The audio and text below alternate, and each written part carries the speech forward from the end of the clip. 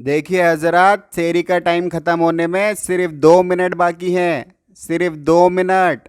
आज सेरी का टाइम 4:10 पे खत्म होगा।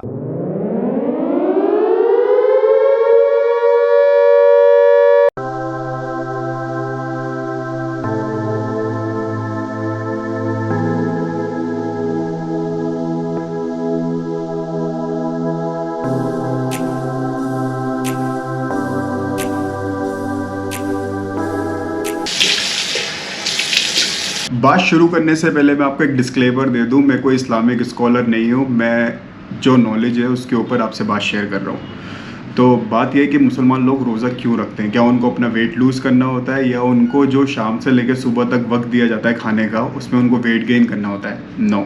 12 महीने में से 1 महीना ऐसा दिया जाता है, मतलब आपको इतनी प्रैक्टिस करनी होती है कि बचे हुए 11 महीने आप वैसे गुजारें। Let me explain how. रोज़ा जो है सिर्फ भूखे रहने का नाम नहीं है। रोज़ा सर के बाल से लेके पैर के नाखून तक होता है। मतलब आप दिमाग से कुछ गलत ना सोचो, आंखों से कुछ गलत ना देखो, दिल में किसी के लिए बुराई ना हो, मुंह से किसी को गाली या किसी की बुराई ना हो। समझ गए ना? मतलब कोई रॉकेट साइंस नहीं है।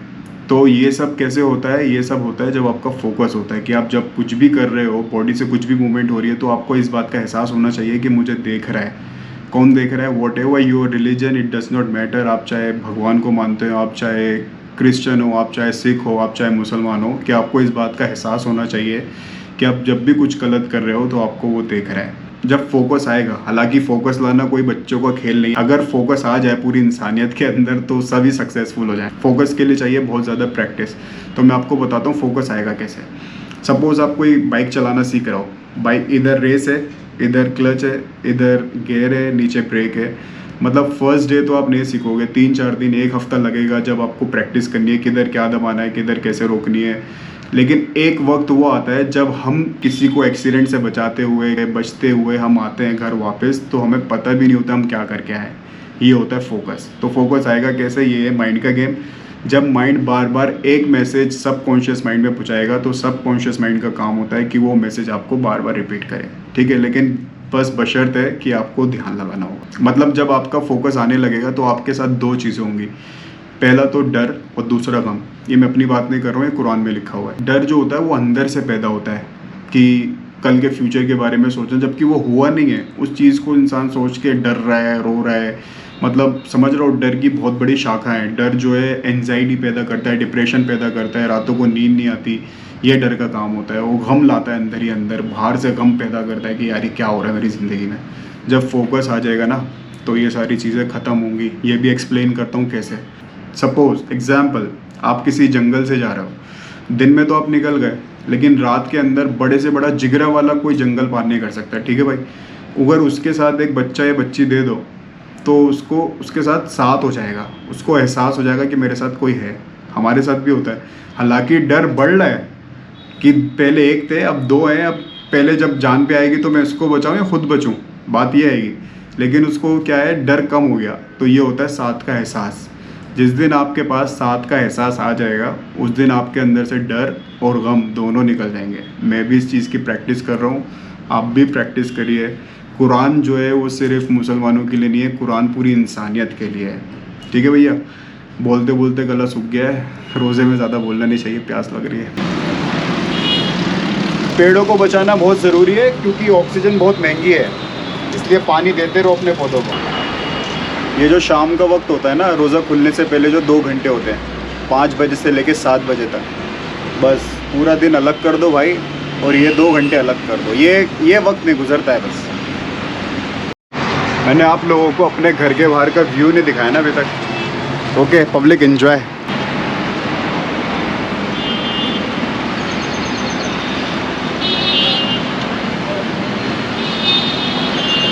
भाई व्यू के पैसे हैं सारे।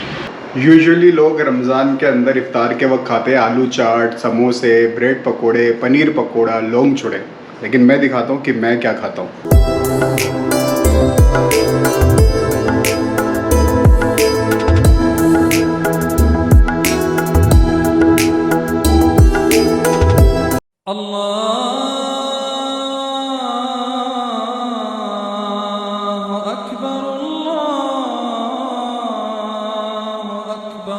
खजूर से इफ्तार करने का मज़ा लफ्ज़ों में नहीं बयां किया जा सकता। चलो भाई जल्दी जल्दी खाते हैं, नमाज़ पढ़ ली है। उससे पहले आप लोगों से एक ज़रूरी बात करनी है। जहाँ ऑक्सीजन की कमी से इतने लोग मर रहे हैं, वहीं पर ही कुछ लोग इफ्तार पार्टियां कर रहे हैं। उनके लिए मैं क्या ही बोलूँ। अजय भैया, नमाज से फारिग हो गए। नमाज से फारिग होने के बाद मैं अपने इंस्टाग्राम पे डेली पोस्ट डालता हूँ, तो आप मुझे फॉलो कर सकते हैं aimless_परिंदा। और आजकल स्टोरीज़ वगैरह डल रही है दबा के। और ये नवाब है। नवाब हाय। सिर्फ एक काम है, वो है वर्कआउट। अब मैं नीचे जा रहा हूँ वर्कआउट करने। Yeah, you know who I am. I'm on a Dixie track today. Life is just always mysterious and surprising, and you never know what's around the next corner. Cool night. You never know what's around the next Killed this one, Dixie. हाँ जी भैया, 20 minute होगा running करते हुए। आज थोड़ा हल्का हाथ रखते हैं और मैं आपको दिखाता हूँ मैं कहाँ रनिंग कर रहा था। दिस इज़ डेड बिल्डिंग, हमारी सोसाइटी की। अंधेरा आ रहा होगा, लेकिन डर के आगे जीत है। मैं भागने को और भी भाग सकता था, लेकिन आज हल्का हाथ रखते हैं।